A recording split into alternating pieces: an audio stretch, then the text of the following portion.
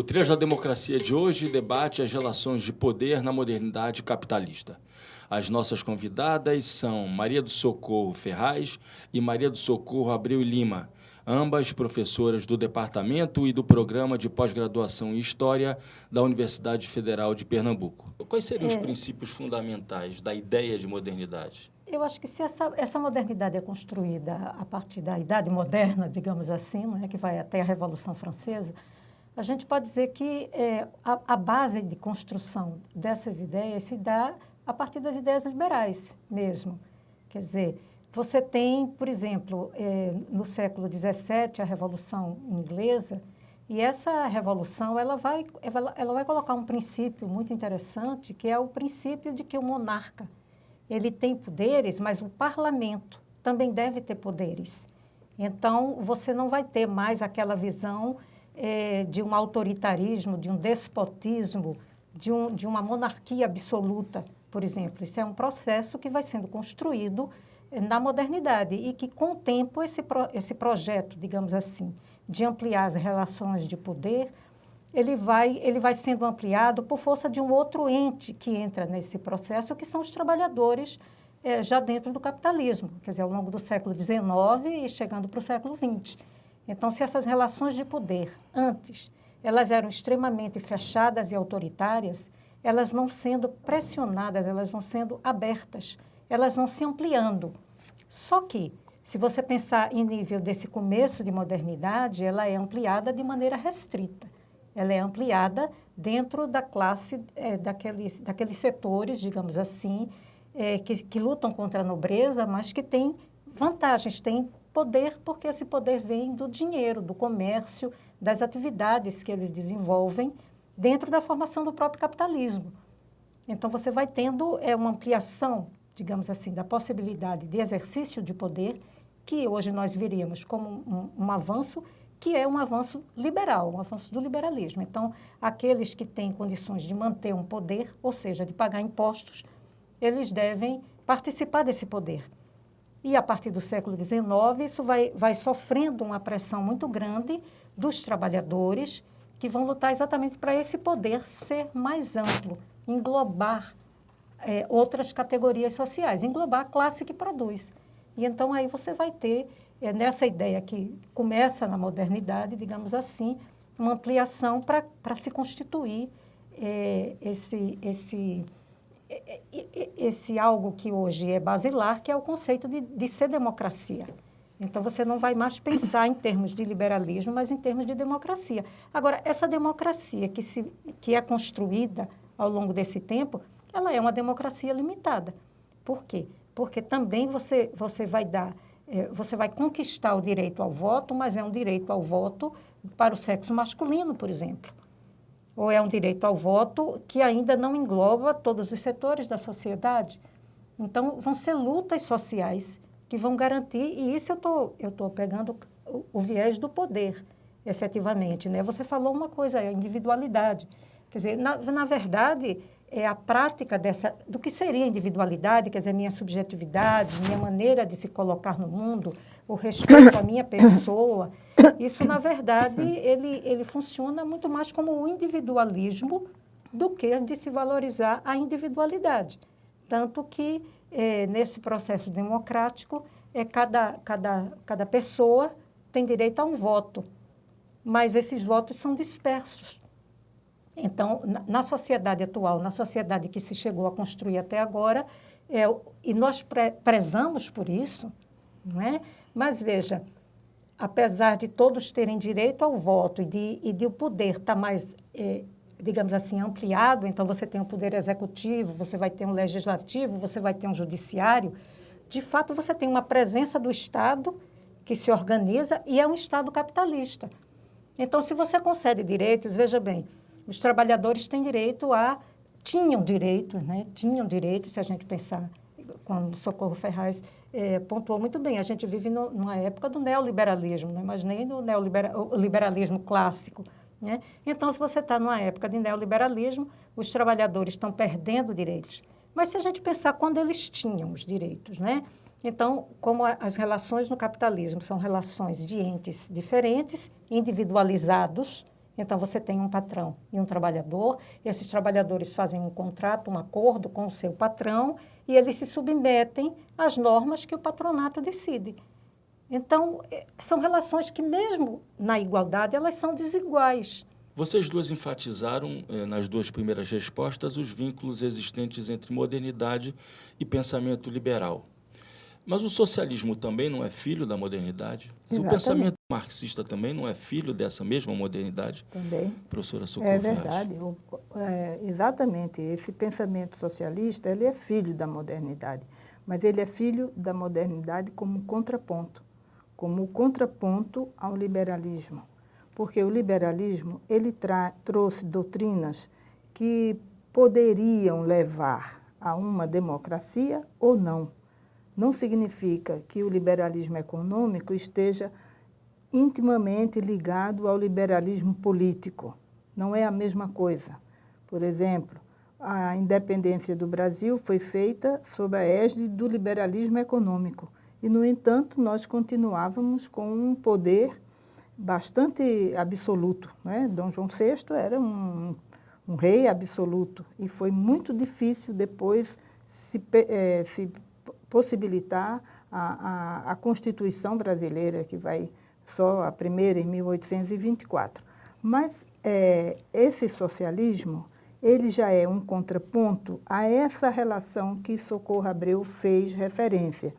Nessa luta entre capital e trabalho, o Estado deveria intervir, porque não só o patronato e os operários, eles fizeram os acordos, mas o socialismo foi quem deu a possibilidade de que o Estado, como um bem público, como algo público, pudesse intervir nessas relações. E daí, esse Estado que se estabelece não é só um Estado liberal, completamente liberal, mas ele é um Estado em que as necessidades comuns devem ser atendidas, ou pelo menos esse Estado deve fiscalizar essas necessidades do comum, compreende?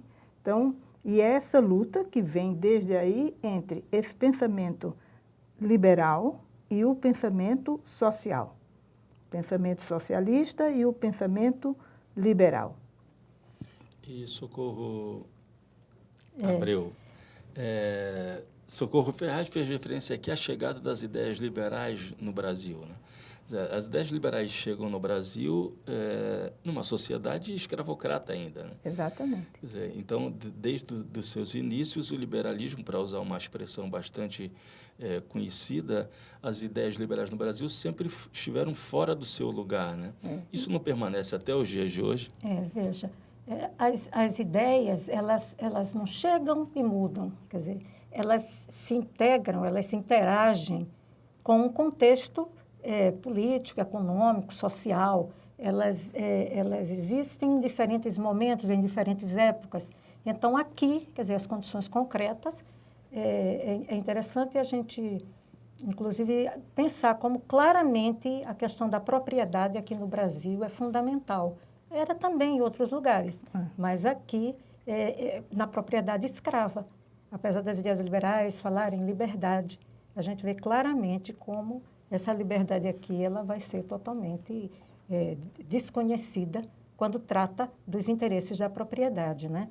Então, veja, isso permanece até hoje, isso permaneceu profundamente marcado. A nossa sociedade é profundamente marcada pela questão da escravidão, que no Brasil quer dizer, a Lei Áurea vai vir no final do século XIX, né? Então, desde a colonização, 400 anos de escravidão no Brasil, grosseiramente falando, né? Então, essas ideias perduram, até porque não houve, no momento da abolição, digamos assim, né, em cima de muitas lutas que existiram, muita resistência dos trabalhadores, dos escravos, né, e apoio de uma parcela considerável da sociedade que já questionava não o próprio escravo, quer dizer, mas de outras pessoas que viam a importância, a necessidade de se superar esse limite, esse absurdo. Mas, veja, ela foi feita sem nenhum complemento. A partir de hoje não existe mais trabalho escravo e ponto. O que é que esses escravos iam fazer? Quer dizer, a situação concreta e a sociedade não se sentindo responsável pela questão de absorver essa mão de obra e absorver e promover essa mão de obra. É uma medida irresponsável da forma como ela foi tomada. Então, a gente tem, sim, a marca, temos a presença, temos aquilo que a gente chama preconceito, não é? É uma coisa muito mais arraigada do que um preconceito. É um preconceito, sim, mas ele está presente até nas relações de classe do Brasil, que são relações muito mais, eu diria assim, quem tem poder, quem tem dinheiro, quem tem domínio, o desprezo pelos trabalhadores é muito grande. E por isso que até hoje a gente não pode separar uma questão importante também, quando a gente fala o negro é explorado, vai na favela e a maioria da população que é metralhada é negra, a maioria da prisão é negra. Então, a negritude clama, digamos, por justiça, mas essa população, essa parcela da população, ela é uma parcela imensa da população trabalhadora. E ela foi, ao longo de 400 anos, que construiu a riqueza desse país. Então, a nossa dívida para com os antigos escravos e para com os trabalhadores em geral, que construíram tudo que nós temos, ela é algo que deveria estar no horizonte dos governantes. Isso deveria ser considerado pelo Estado como, sim, uma dívida a pagar. E pagar o Estado dando condições, promovendo uma transformação social que carregaria junto a si também essa mudança nas relações raciais. A gente tem essa marca até hoje. Professora Socorro Ferraz, eu gostaria de explorar um pouco mais essas relações contraditórias que envolvem o pensamento liberal e a prática liberal, né? O liberalismo brasileiro conviveu com a escravidão. Os grandes teóricos e dirigentes econômicos dos governos ditatoriais, 64, eram liberais, no momento em que o Estado intervinha de maneira muito forte, seja na vida política, seja na vida econômica. E o atual ministro da Economia, o ultraliberal Paulo Guedes, acaba de fazer referência à necessidade do AI-5 num eventual aumento do número de protestos e manifestações do nosso país. Os liberais são tão contraditórios assim? São muito contraditórios. E, veja, desde o momento em que essa doutrina liberal surge no Brasil, que vai apoiar, vai ser, digamos, uma doutrina que vai predominar durante a independência, durante a República, vários momentos essa doutrina vai liderar no Brasil, mas ela é muito contraditória. Ela vai conviver muito bem durante quase um século com a escravidão, porque os liberais sabiam que poderiam ter muito lucro com a escravidão. E aí, para isso, eles resolvem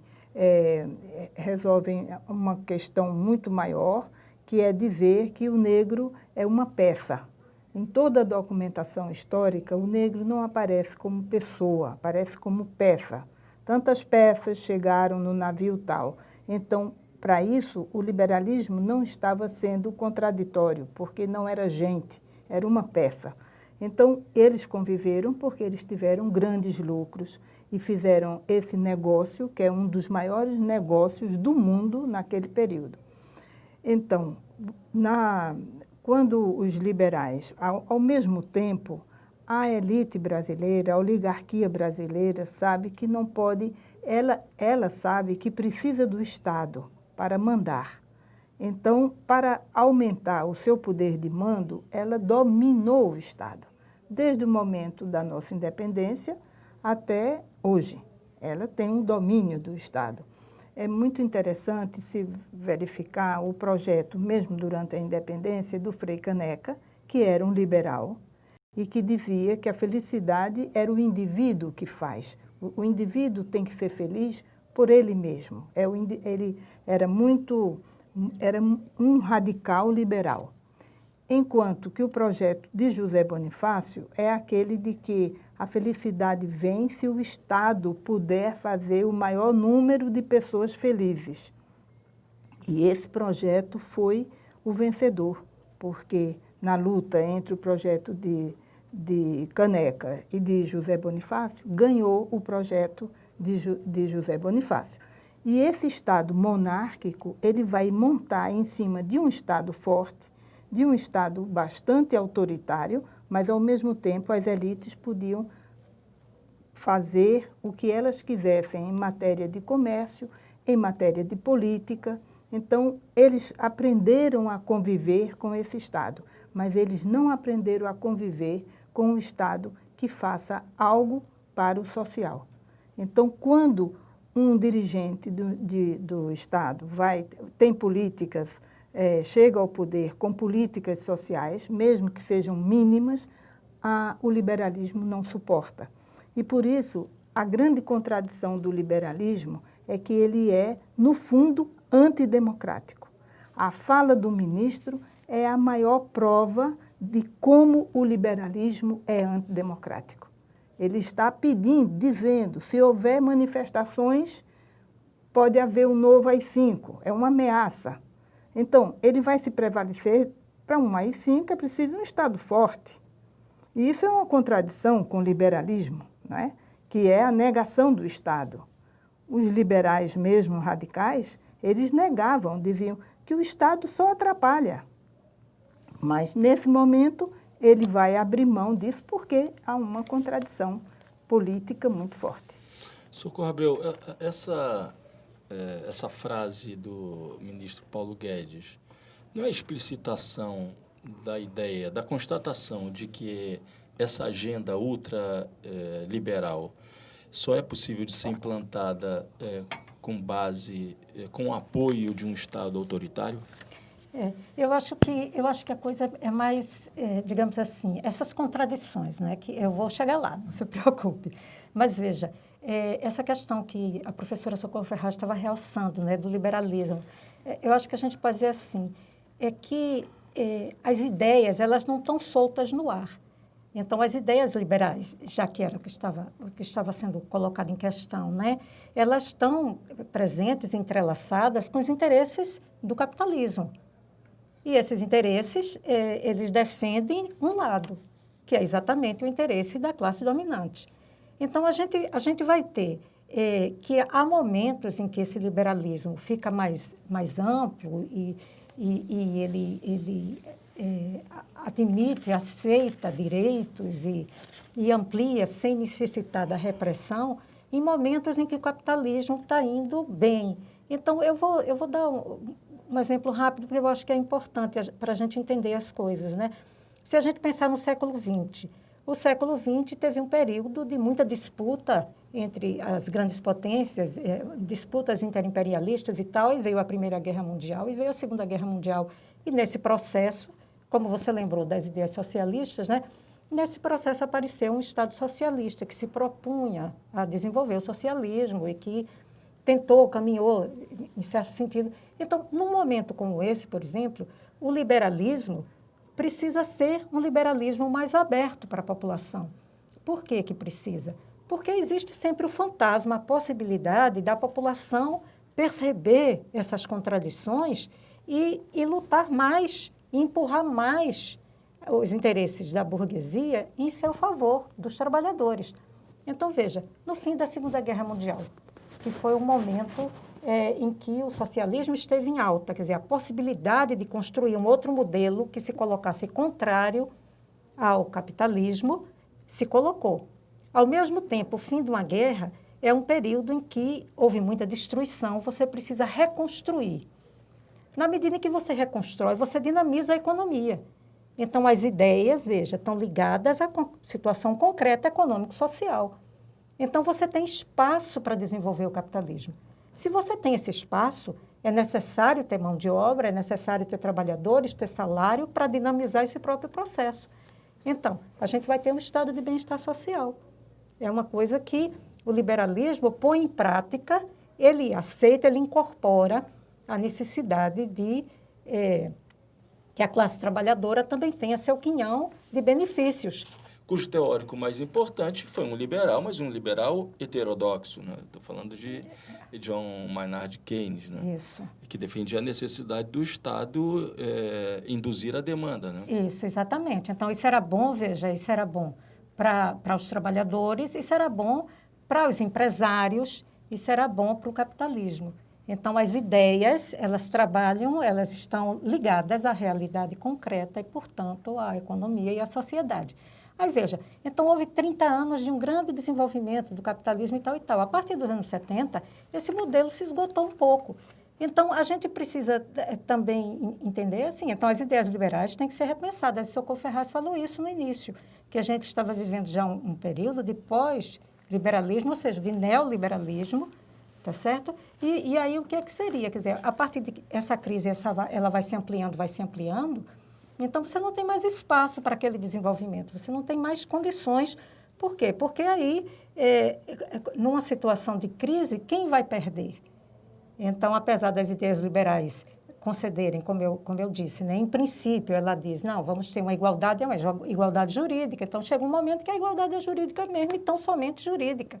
Você defende, nas ideias liberais iniciais, quer dizer, um poder mais disseminado, não é? Que depois os trabalhadores ampliam para a construção mesmo de um poder democrático, mas essa democracia vai virar só democracia de ter eleições. E se você faz eleições e essas eleições perigam desses interesses não serem mantidos de acordo com aquilo que a classe dominante quer, e da qual Guedes é um representante nesse momento, então não precisa dessa democracia. Você já corta direto e já impõe um Estado autoritário exatamente para poder fazer os trabalhadores pagarem pela crise, porque a classe dominante não quer perder nada. Socorro Ferraz. Muito bem. Socorro Abreu acaba de falar da igualdade jurídico-formal, da igualdade de todos perante a lei, que é um princípio fundamental do Estado de Direito. Não é? Uhum. O nosso Estado de Direito se encontra ameaçado hoje no Brasil? Olha, as instituições ainda estão funcionando, não é? Você tem os tribunais funcionando, os tribunais em várias instâncias funcionam.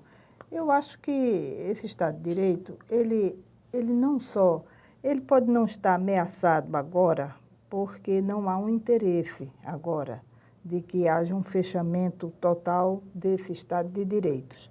Mas, por exemplo, ao fazer uma reforma da Previdência, da forma como foi feita, e fazer outras reformas que vão ser feitas, principalmente nas relações trabalhistas, eu acho que estão ameaçados os trabalhadores desse país. Eles perderam muitas das conquistas trabalhistas que foram feitas em anos anteriores, desde Vargas. Eles vêm perdendo esses direitos, mas também por conta de uma situação internacional de refluxo do trabalhismo, digamos assim, e do socialismo, desde que a experiência do leste não existe mais e só existe agora a experiência capitalista, você pode dizer, não, mas a China é socialista, mas tem um capitalismo de Estado, né? Ela também pratica o capitalismo de Estado. Mas, assim, não há uma ameaça agora ao capitalismo. Houve um refluxo dos trabalhadores, de uma política trabalhista. Então, acho que no mundo todo, no mundo capitalista, principalmente ocidental, eu não conheço bem os outros, mas acho que há uma ameaça ao direito dos trabalhadores. Há uma ameaça, mas há um aperfeiçoamento da forma de ganhar dinheiro e de ter lucros na parte dos empresários e dos capitalistas. Por exemplo, os bancos, que eu saiba, é o que se mais diz, não pagam imposto de renda, não é? Então, é uma coisa, assim, incompreensível isso. Mas, não me parece que ninguém está incomodado, nem mesmo os trabalhadores se incomodam ou vão à rua. Veja que há um refluxo agora muito grande, há uma situação muito, muito grave no mundo todo, porque o neoliberalismo não é só uma ideologia, ele é uma forma de de determinar o comportamento, inclusive do indivíduo. Quando eu vejo o governo brasileiro ditando comportamentos individuais ou coletivos, como devem ser,